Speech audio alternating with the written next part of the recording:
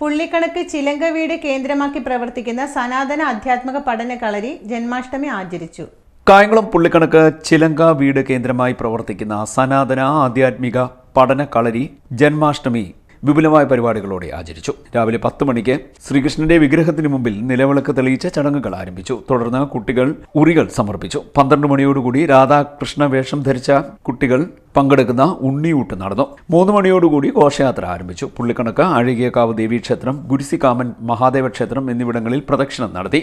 കൊച്ചാലുമൂട് ശ്രീ നാഗരാജ നാഗേക്ഷി ശ്രീകൃഷ്ണസ്വാമി ക്ഷേത്രത്തിൽ ഘോഷയാത്ര അവസാനിച്ചു. വിനോദ്, ഉണ്ണി, ശ്രീലേഖ, ശ്രീകുമാരി, മനോജ്, മധു, പ്രമോദ് എന്നിവർ നേതൃത്വം